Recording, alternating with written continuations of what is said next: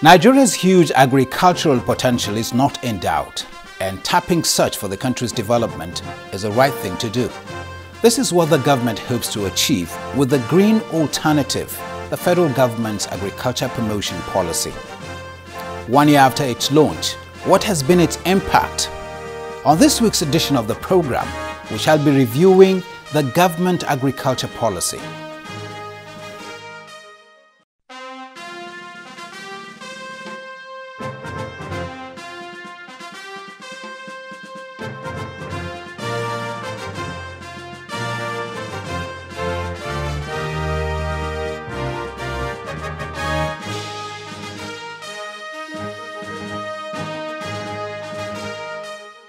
Hello there. Thank you for joining us on the program. I'm Ibrahim Adra.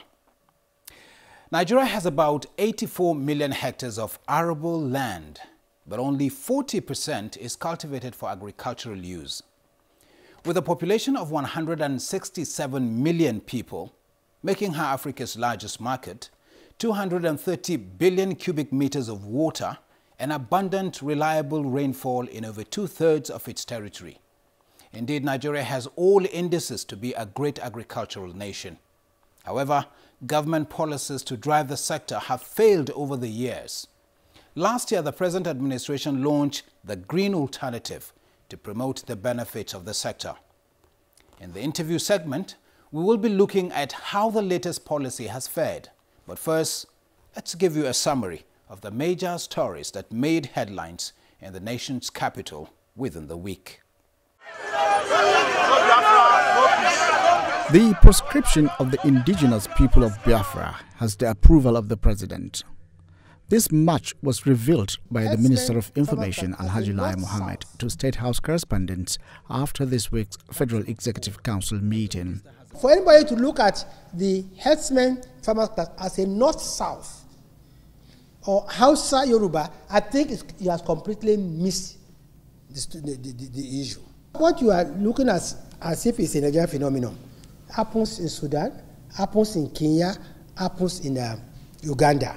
Anywhere where you have pastoralists, you have farmers, you are going to have this issue. So we have to be proactive. We have to be more resourceful. And we should stop just labeling it as if it's, north against south, south against north. It is not so.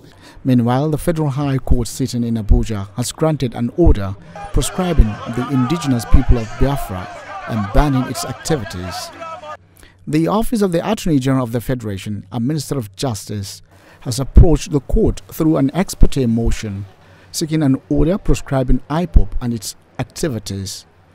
After listening to the application in the chambers of the acting Chief Judge of the court, Justice Abdul Kafarati granted the application's prayer and consequently ordered the proscription of the group. The courts are back in session after observing a recess for 2 months. The Chief Justice of Nigeria conferred the title of Senior Advocate of Nigeria on 29 senior lawyers and reaffirmed the commitment of the judiciary to uphold the tenets of the Constitution. I make bold to say that we will continue to uphold the tenets of the Constitution as the supreme law of the land, the rule of law, and the rights of every citizen against any form of oppression and impunity. 18 luxurious cars were intercepted by the officials of the Nigeria Customs Service over non-payment of duties. Cars seized include Range Rovers, Rolls-Royce, Lexus Jeeps, G-Wagons, Prado Jeep, and a Navigator Jeep. The cars were seized from a car dealer in the central business district of the nation's capital. As far as we are concerned, with the documents before us today on these vehicles, we do not have end-user certificates and we do not have duly paid duty, custom duty on these vehicles. We tracked other vehicles that were smuggled, that were brought into the same warehouse. And that gave us the impetus to now effect Section 147, and then we discovered that these vehicles have no papers.